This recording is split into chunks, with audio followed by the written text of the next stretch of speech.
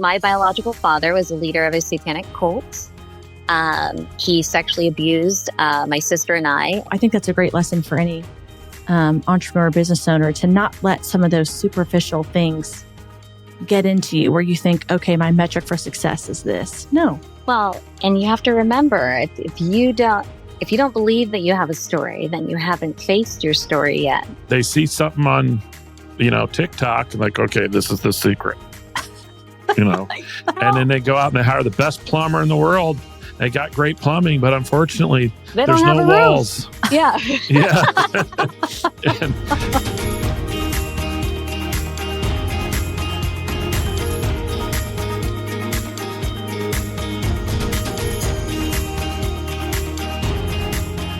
Hello, and welcome to the Liberty Spenders podcast. We are Kurt and Kristen Ludhart, your hosts, co-founders of the Prosper Group, an agency that's helped raise over $500 million and help elect over 100 members of Congress, 15 governors, 15 U.S. senators, and 1 president.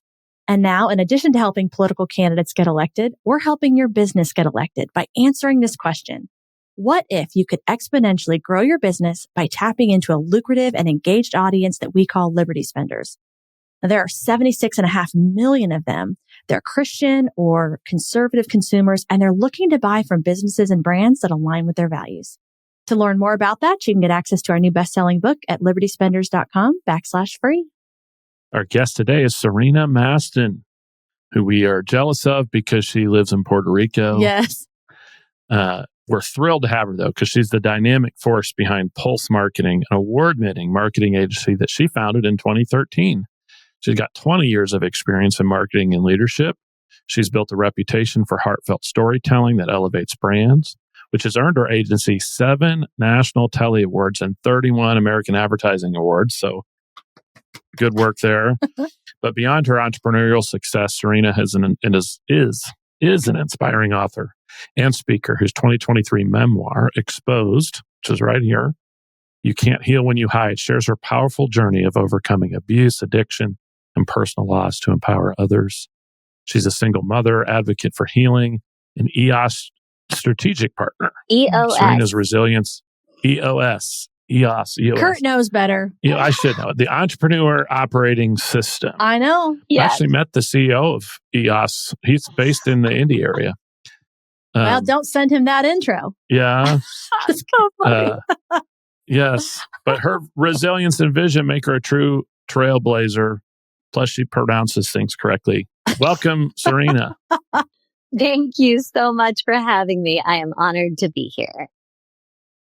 Yeah. Well, it is funny that we were just talking before we aired about our story about Puerto Rico. So it is a lovely, lovely place. And we do have some very cherished memories. So have you been there your whole life? When did you move? No. I'm just curious, how long have you been there?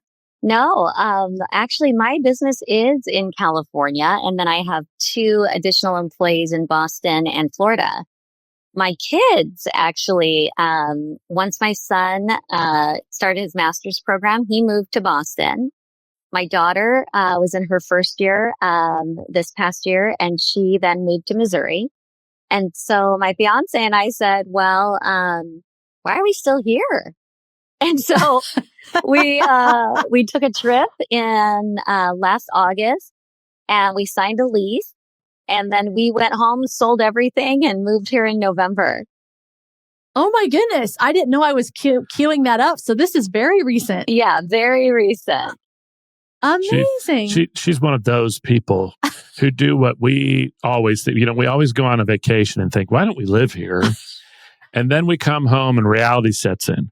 But Serena said, no way. I'm going to live in my vacation spot. Yeah, I want this to be my reality. And kind of like what I really feel inspired about is once I changed my environment, it changed everything. Like even when you have a really tough day, for some reason, it's not as tough out here. It might be the view. It might, whatever it is. It certainly doesn't hurt. But it's like, it just changes your whole dynamic. And I honestly have never felt so weightless. Even in the midst of navigating, some of the toughest challenges still. Yeah. I believe that. I think, your environment, whether it's, your home and how you cultivate that so you can feel more peaceful.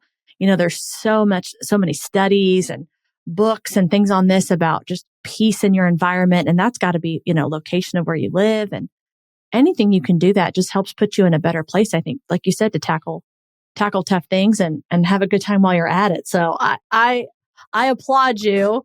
And I think that's amazing because I can't remember now when we went. It's been some years ago, but it was a very last minute trip over a long holiday weekend. And I was like, oh, let's just go somewhere. And we just found cheap tickets and it was amazing. So I think that's great. And on your next visit, you're visiting me. Yeah. Oh yeah. And now let's take a pause from our sponsor. Today's episode is brought to you by the Tourism Department of Puerto Rico. Now back to our regular programming. Well, anyway, it is a nice setup. And you were, like you said, about being able to handle tough things, which I know we're going to get into that a lot because you do have an amazing, amazing story to share. And so, your book, which we've got prominently featured here, it's so raw and powerful. Kurt was talking to me about how he was like, oh, I can't even read this in one sitting, because there was just so much to process. So I'm curious. I mean, I know you'll go into more of your story, but what was the toughest part about that, or maybe the toughest truth you had to face when writing it? So that's a beautiful question. I kind of, was kicking and screaming for many years. Everyone kept telling me, you need to write a book, when I would share my story, and I would be like, I'm not an author. I'm a marketer, right? So I just, I knew that I had to do it. And so I would say the toughest part was that, my book coach had said, you cannot write from a place of wisdom. You have to write from a place of being in that moment at that time. And so during the process of like remembering and really diving deep, I had to, my body even re-experience some of the, the situations and the trauma while I was writing because of, you describing so many different things. And so that was the hardest part, but also the most beautiful part. Because it really, once that chapter was done, I could really close it and put it, behind me and move on. So it was cathartic, excruciating, and beautiful all at the same time. There's so many elements in here that you could share. And again, we were, contemplating, okay, what's the best thing that we could try to share to add value? And there's just so much. So I don't want to decide that for you, but as you have shared, I'd love to just open it up. I can give that high level, the high level bullet point A-type personality overview. So, my biological father was a leader of a satanic cult. He sexually abused, my sister and I, and we were locked in a single wide trailer in, Chino, California. My mom was also not able to leave the house, and anywhere we went, we were followed.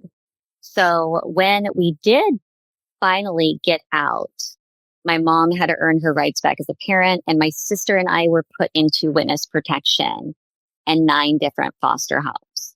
So it was that beginning journey was what I grew up with. It was on my 6th birthday that I was, taken away. And so that was the start of my story. And then, when you have something that powerful, that, really shakes your world at that young of an age, you have a tendency to create patterns. And those patterns then led to, I was a fighter, I was a runner, I was a hider, all of the things. And so even though my mom eventually was able to regain custody when I was about 10 years old, by the time I was 15, I left home. I lived on the streets, slept in abandoned houses or the park bench, wherever I could find, took the public transportation to get to enroll myself in school, and 3 jobs. So that was the middle part of my life where all those choices led there. But then once I graduated high school, which was a huge feat from all of those things, um, I climbed the corporate ladder. And that, was one of those things where the internet was just coming out. I know that, ages me.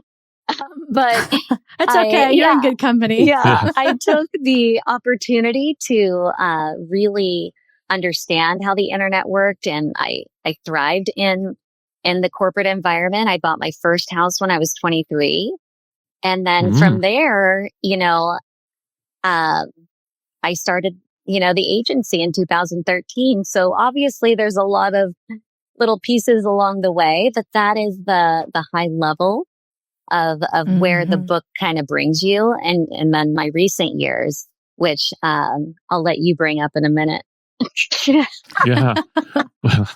Well, she said you said it aged you because, the internet was becoming a thing. And if it ages you, it ages me more because, we started our agency in 2006 in our 20s. So, but watch yourself. What I love, what I love about that, is without, diving deep into details, but you really overcame a lot to get your degree and then work your way through that, into the corporate world and start your own thing. And, despite what happened in your past, being able to turn that into fuel or motivation to, be successful and not get caught up in some old patterns there, I think is really powerful.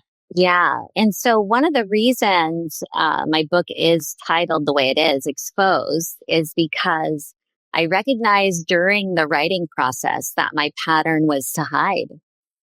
So as a little girl, my mom would find me hiding in the closet. Like as a teenager, I would be, hiding in abandoned houses so I'd have a place to live, but I noticed that there was this huge pattern. And exposing my truth and owning it with grace and forgiveness and moving forward, I felt like was the only way that if I wanted to tell other people's stories, I had to really own my own first. Yeah.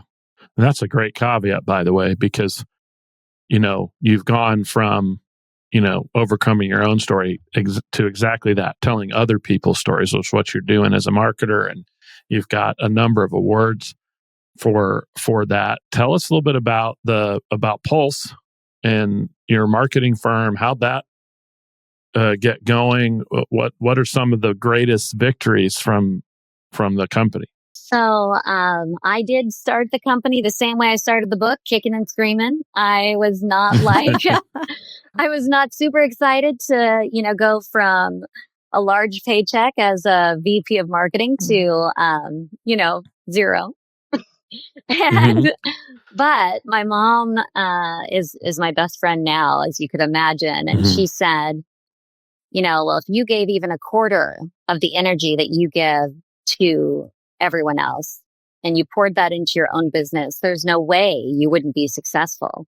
And I said, yeah, Mom, you're supposed to say that. And she says, well, well, if you're not going to do it for you, do it for me. And I said, you are so manipulative because now I'm going to do it. And so my mom, way to go, Mom. I know. So my mom actually named Pulse Marketing. And I love that. Because I was still in this place of discovery, I was like, Mom, I'll go with that name. It's not my favorite, but I'll just do it. And then what I recognized over the years is that we're Pulse Marketing because we're at the heart of creative and because we pour our hearts into everything we do.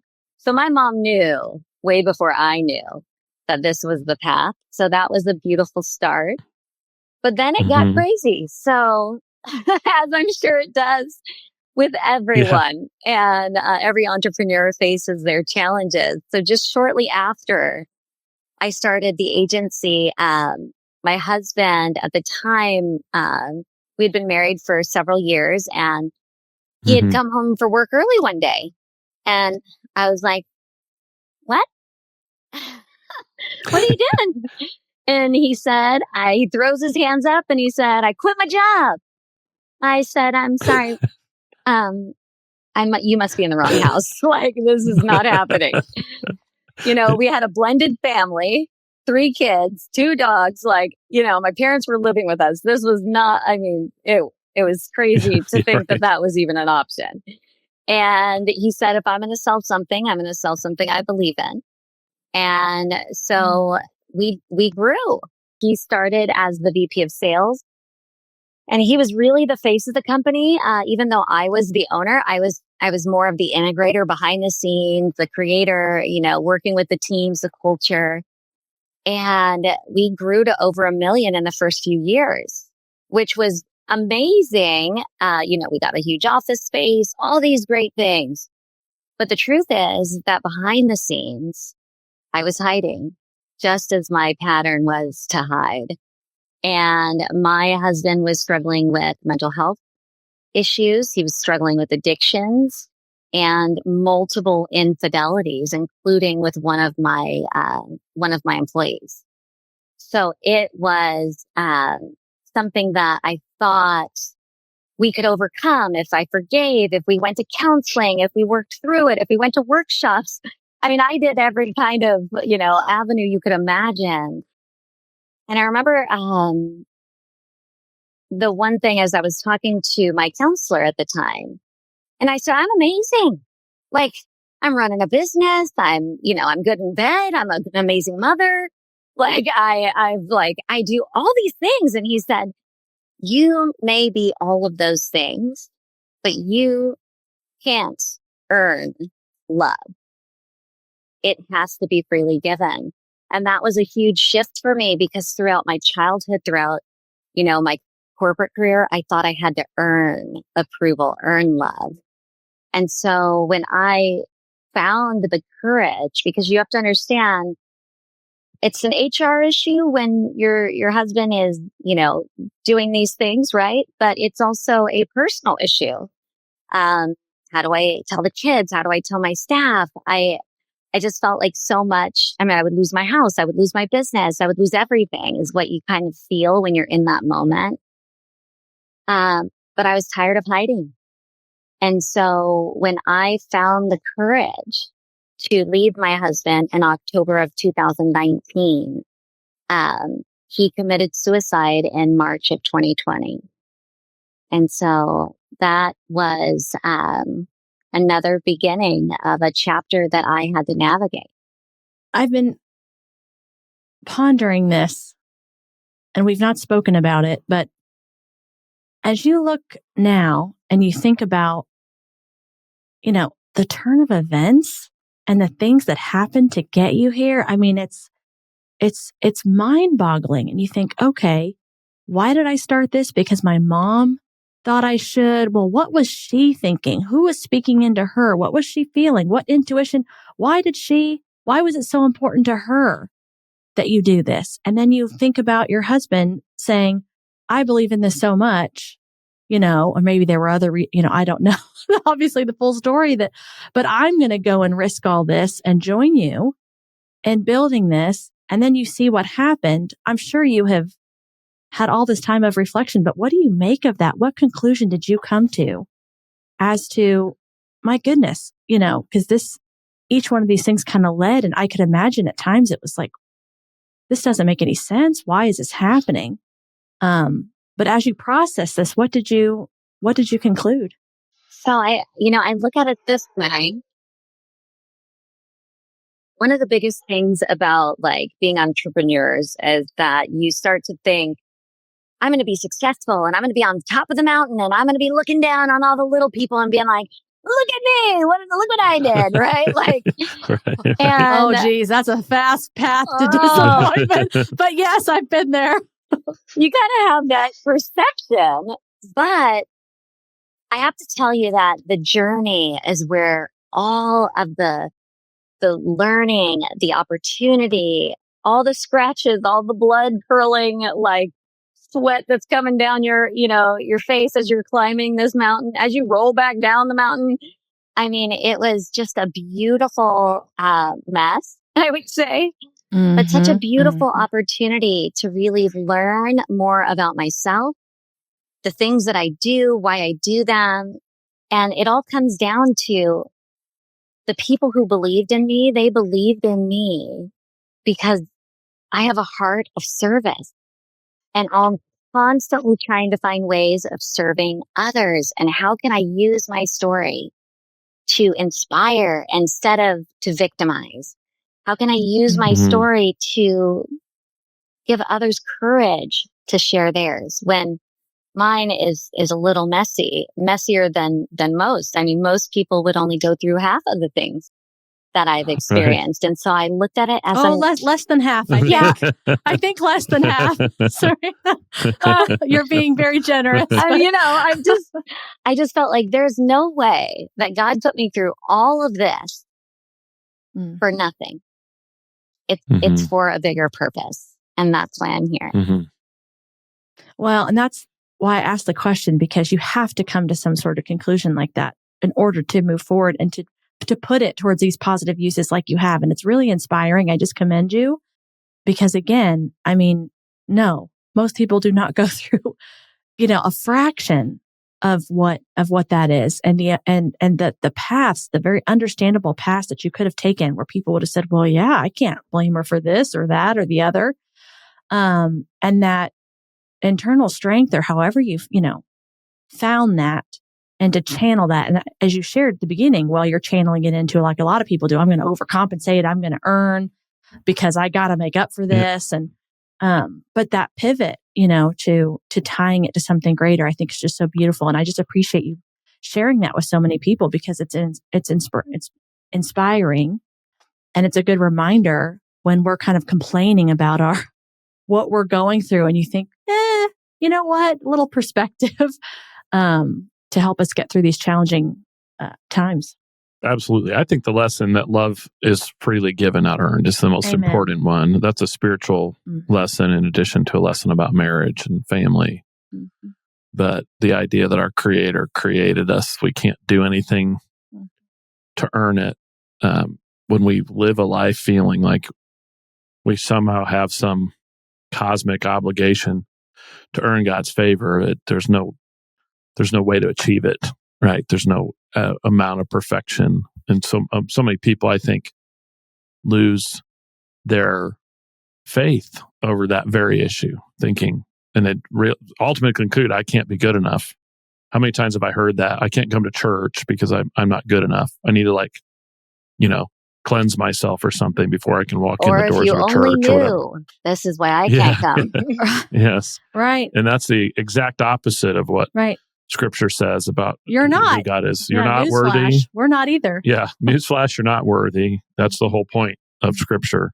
So it's really powerful. But one of the things we've talked about is, and you referenced it a little bit. So you had both a personal issue with your spouse, but you also had an HR and a business issue. Yes. And you also had somebody who worked for you, right? And who was your salesperson. And now he's no longer there. And the face of the company.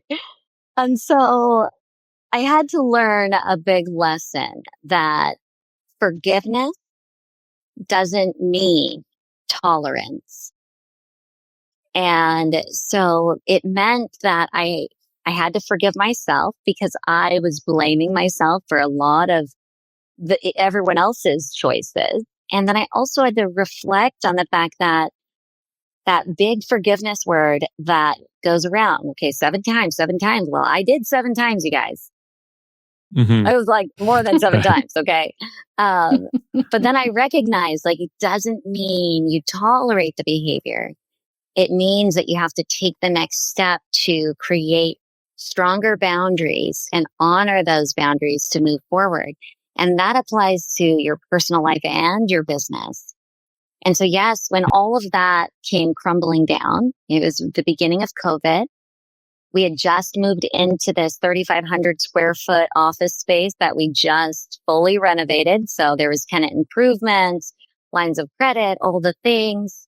he had canceled his insurance before he took his life. And so we were $200,000 in debt personally and over $400,000 in debt with the business.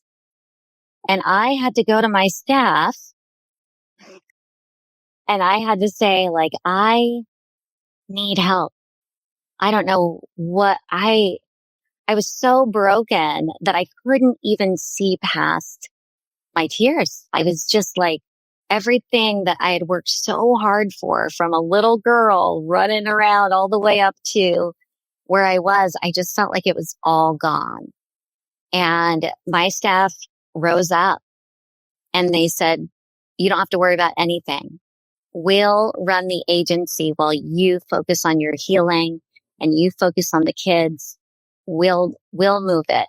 You stay present with your family and work through those things. And that's when I wrote the book.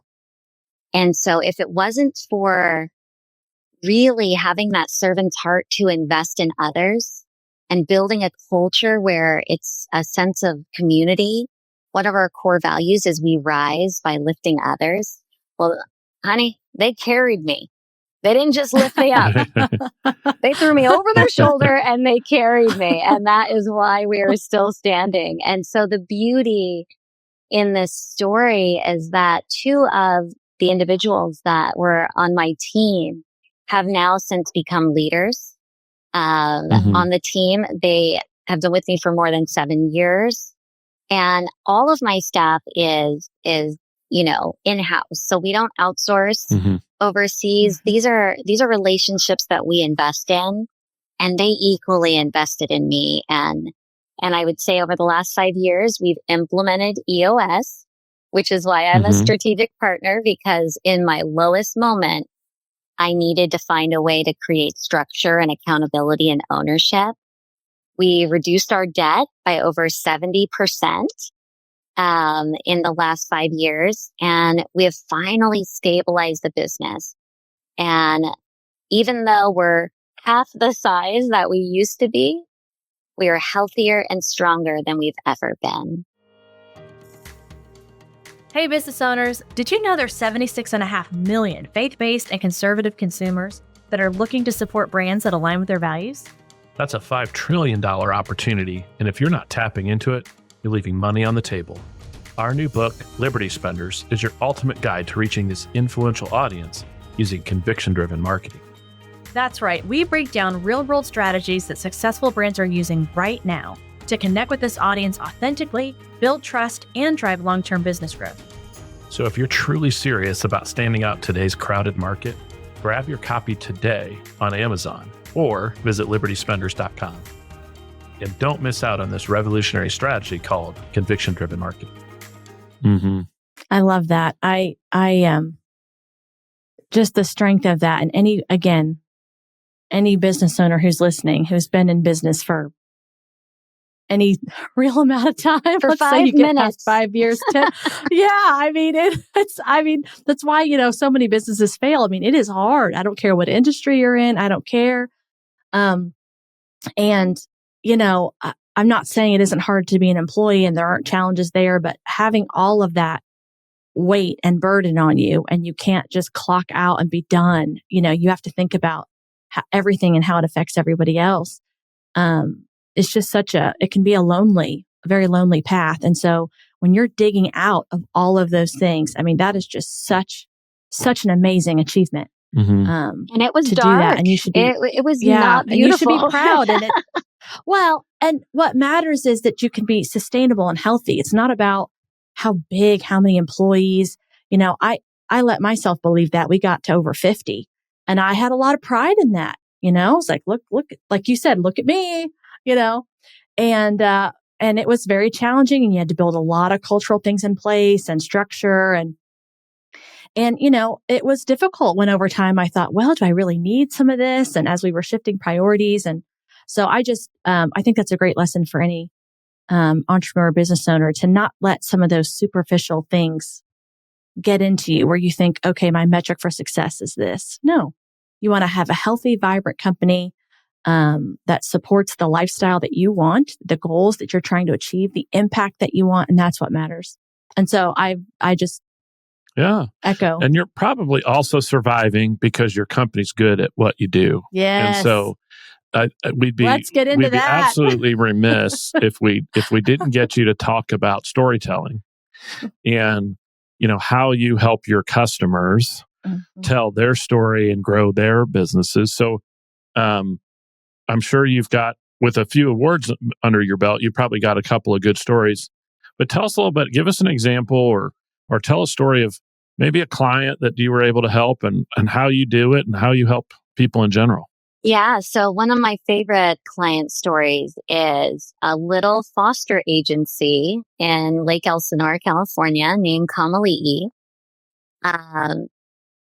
Obviously, that's near and dear to my heart. So I knew that this was going to be like my favorite child as a client. You know how that goes. Well, they wanted a video and a whole marketing campaign around raising awareness. And so I took statistics and pieces of my personal story. I created an entire script. I hired all of the casting, most of which were volunteering, and created this amazing video on what happens during a child's life and how they end up in the system and the statistics if they stay in the system.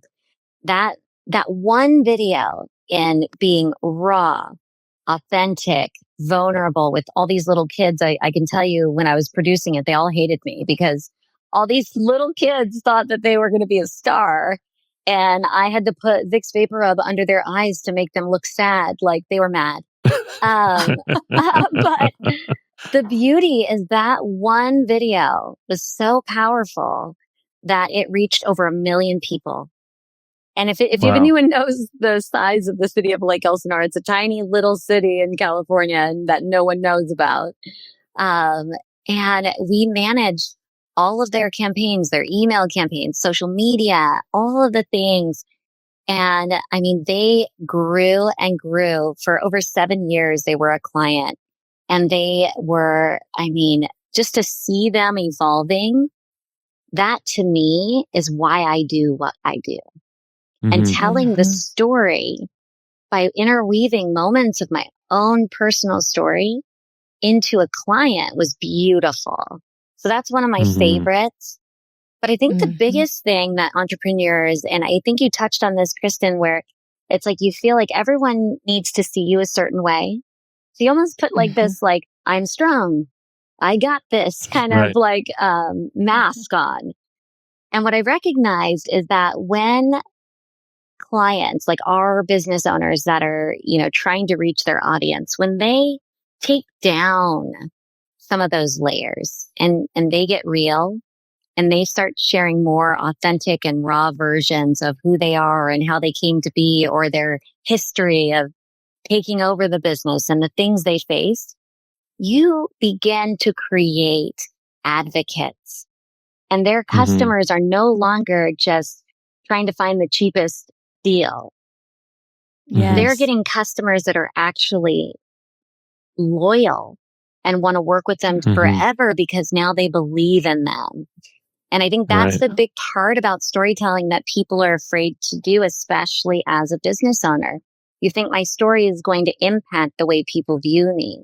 And that was one of the biggest challenges in writing my book. I thought I'm going to lose all my clients if I hadn't already, with everything that went down.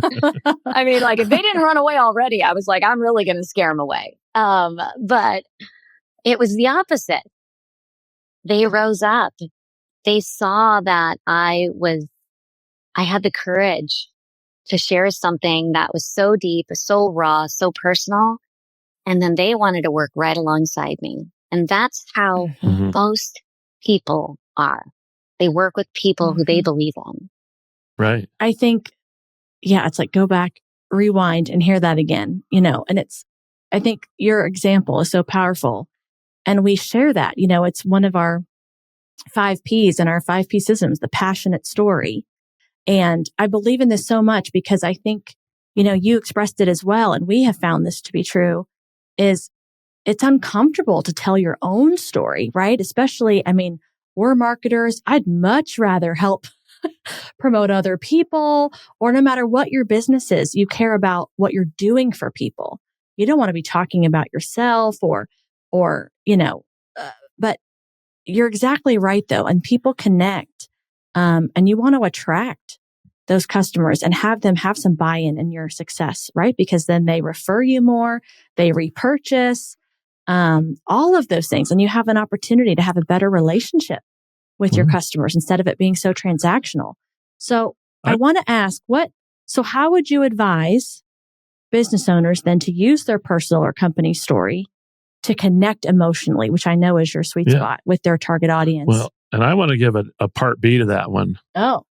How would you also advise somebody? Because I think the biggest objection from our customers, but probably from yours, is I don't have a story. Yes. Right? Like you've got this story. It's full of drama. I don't have a story. I'm just white bread. I'm boring. Everybody has a story. Everyone has a So story. I think those are two. Like, how would you advise somebody in general, but also how do you work with somebody who thinks I don't have a story that inspires people. People listening right now are saying that to themselves right this second. Well, and you have to remember, if you don't believe that you have a story, then you haven't faced your story yet. Because a lot of moments that have led you to where you are today are parts of your story. Those are little moments that have led you here. And most entrepreneurs, no matter who you are, whether you think you're wet bread or you think that, or you got my over dramatized story of my life, there's core issues that people connect with. And that's really what you're trying to do is connect with people on an emotional level. And so think about how you felt when you started your business. You were scared. I don't care who you are. You're terrified. And that fear, right? That fear either makes you run towards something or run away from it. And so that's the beginning of your story, is talking about that fear. Then the second part is how you overcame it. So even if you might think that it's small, I always say this: never compare my story to yours. Pain is pain. It all hurts the same. And so it's learning to take those little pieces that people understand and relate to and using it to build an emotional story that connects with audiences that will build loyal brand advocates. Yeah, I think that's powerful because I've faced that sometimes. I think, well, I have an amazing story in the sense that I had two parents who were loving and wonderful and who stayed together. And I completed high school and college. I got married. I have a wonderful wife. Where's the interest in all of that? But to your point, we also exactly that. We started our business and immediately thought, how is this going to work? Fear of cash flow, fear of, is it going to, are we going to put all of this energy, time, and investment into it for it just to fail? Those are real fears. And so even though it may seem like a different story on the outside, our emotions are all very similar. And so kind of touching on those hard points when you doubted yourself and recognizing how far you've come from where you were, that is where the story happens. Oh, yeah. No safety net. Yeah. Well, you go from doubting yourself a lot to doubting yourself a little less, right? Yeah, 100%. I'm still terrified, you guys, every day when I wake up.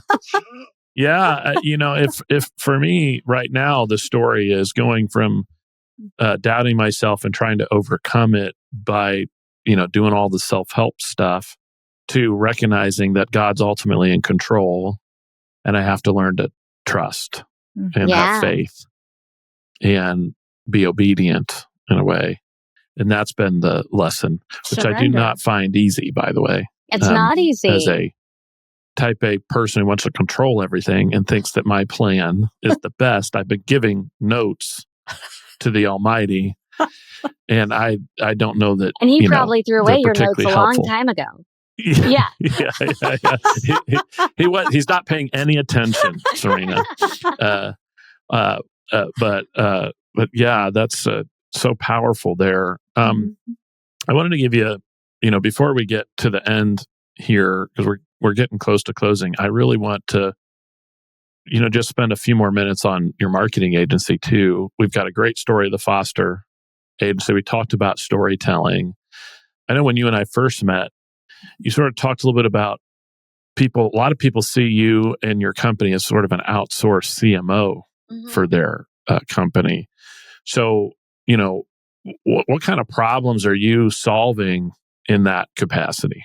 So a lot of times we work within industries that are very unique, or like the construction industry, like underground utilities, the larger companies. Sexy. Yeah, yes. really sexy ones.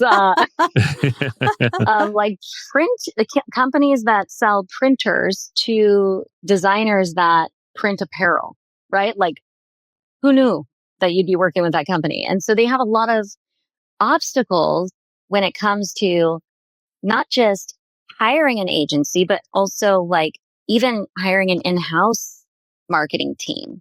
And so how we come in is one of our values is data drives decisions, not opinions. So from that perspective, we come in, research everything about the industry, and create a roadmap. And then we actually act as an extension of their team. So I am more of that CMO oversight. And then we have a director of projects, a creative director, a multimedia team that is, we create the roadmap and then we execute it. And we do it on behalf of the client in a way that is seamless, where they're not having to bring on multiple team members in-house and they're not having to manage multiple agencies.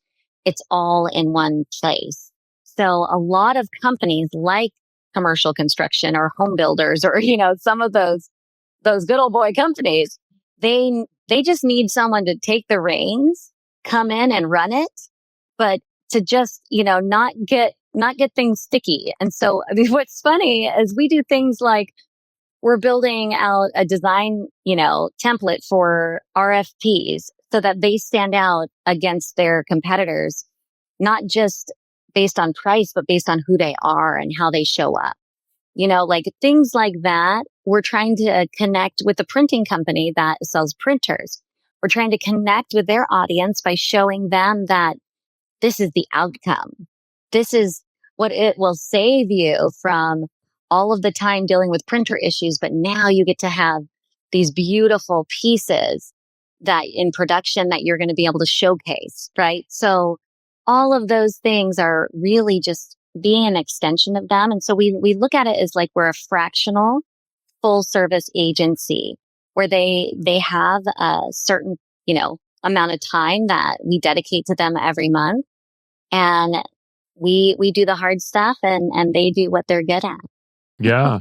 I think that's a really good niche. I'm glad we got a chance to talk about it because, I have one other friend who's now kind of pseudo retired. And one of the things he noticed for his agency is there's all these sort of B2B places like construction and like, printer sales where marketing agencies don't know how to handle them because they're so used to, B2C and they want everything to be, let's make this ad, let's make this Facebook campaign, when really what they need is someone to help them stand out with an RFP. And it's a totally different look.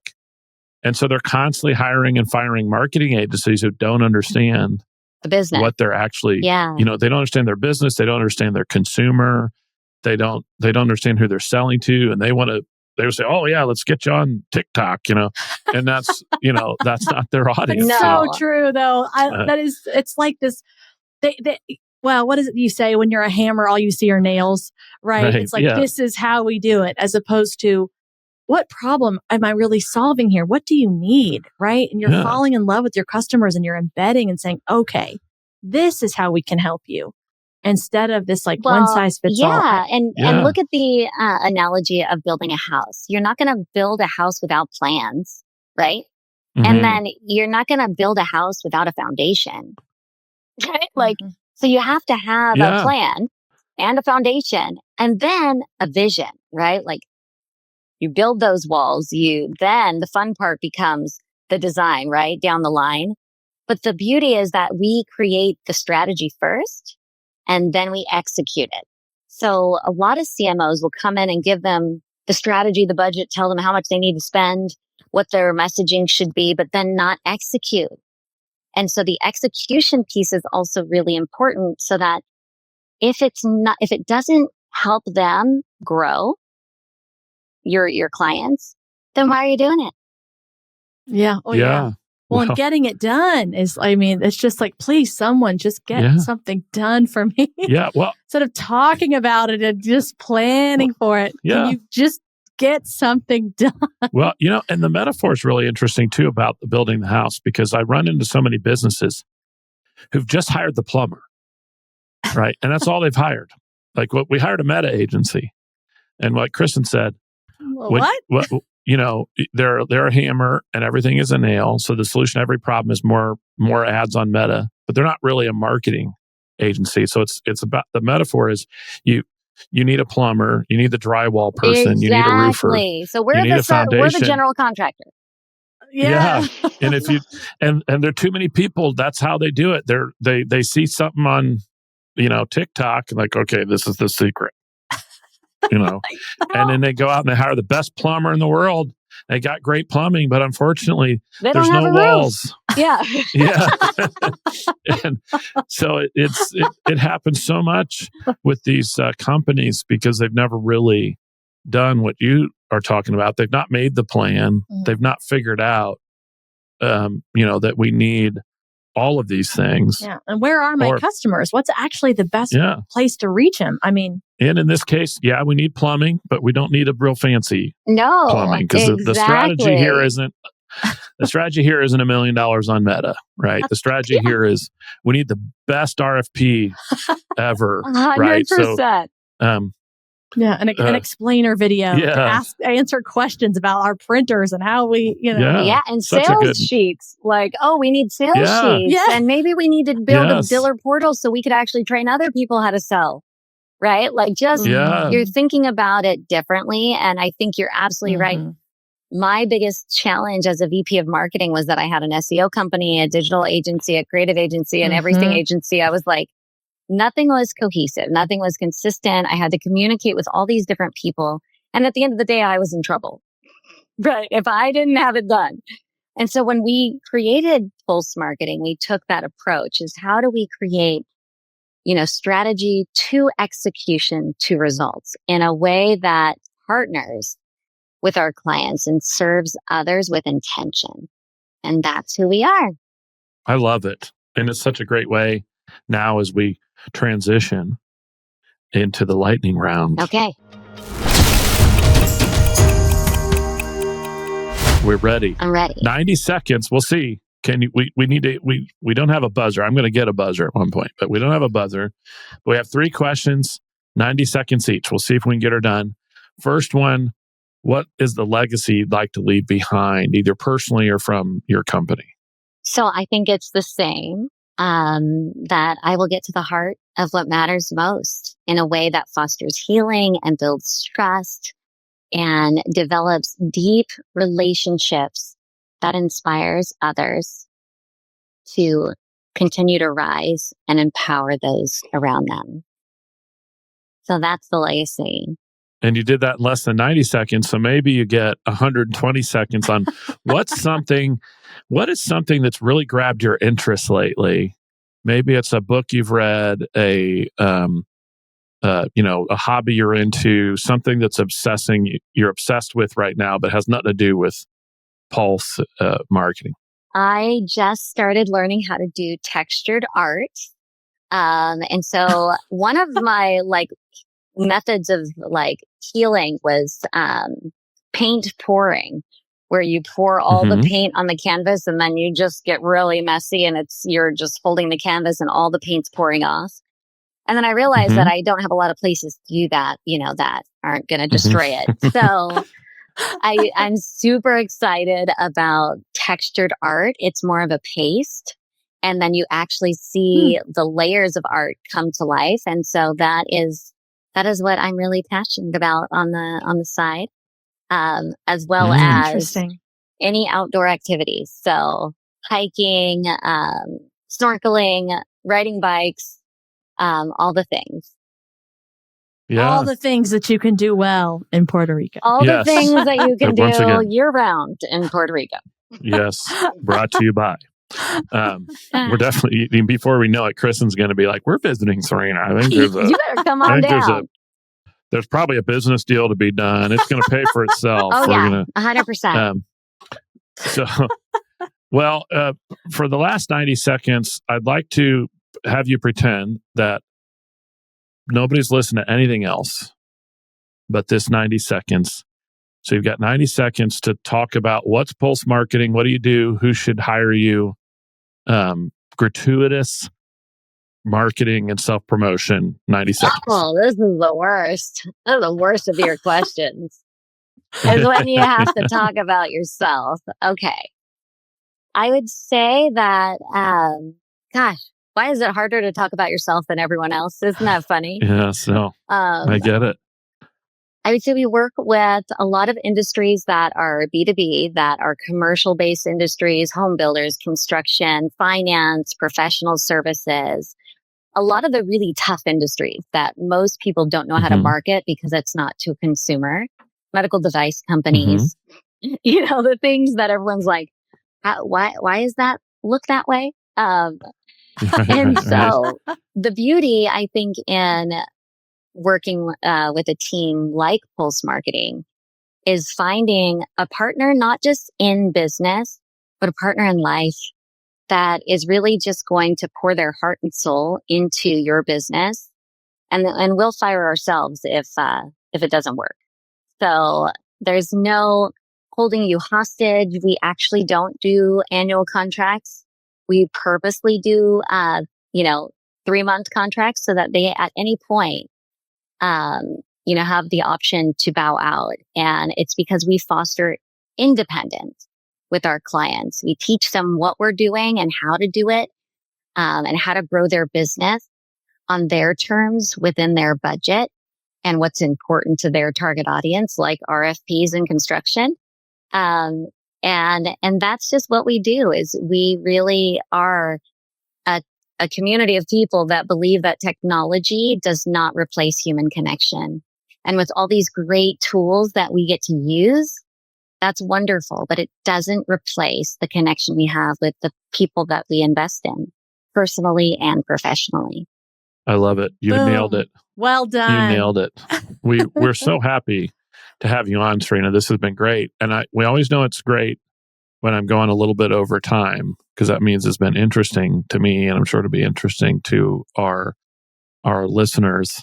So thank you so much for giving us the time. Thank you for the invitation. And for connecting me with so many amazing people. You have already been a light in my life and you didn't even know it. And so I just want to thank you both for having me and allowing me to share my story, and for just giving me this opportunity. Well, it's been a pleasure on both sides. And I encourage people who are listening to this episode to reach out to Serena, particularly if you're one of these people in these industries, because I know how hard it is to find somebody who really understands how to help you. If you want to reach out to them, you can hit them up at www.pulsemarketingteam.com. And apparently, you can also visit in person in Puerto Rico, where I'm just going to host an entire business summit and have a retreat. Yes. And everyone's invited. Yes. More people will buy with the ocean behind Yes. you. They're in just the best mood. Whatever you want to charge me, I'm in. And then just give me a margarita. And then margaritas were actually born here, by the way. So just so you guys know. There you go. There we go. There you go. Well, yes, it's been such a pleasure. Thank you so much, Serena. And for those of you tuning in, we appreciate your time so much. We know how valuable it is. If you found value in this episode, please don't forget to like and subscribe, and leave us a review if you're feeling extra special. It helps us have a greater impact. Thanks again for tuning in. You can learn more about what we offer at libertyspenders.com/free. Until next time. Thanks for joining us on this episode of the Liberty Spenders podcast. If you're a business owner, we hope today's conversation gave you valuable insights on how to grow your business. If you enjoyed the show, do us a favor. Hit like, subscribe, and leave a 5-star review. It really helps us reach more entrepreneurs and leaders like you who are ready to make an impact. And write something flattering, because I read them all. Don't forget to grab your copy of Liberty Spenders too, available now on Amazon and at libertyspenders.com. It's packed with proven strategies to help you reach the 76.5 million consumers who are looking for brands that share their values. We'll see you next time as we continue exploring how to grow your business with purpose and conviction. Thanks for listening. We'll catch you on the next episode and the one after that.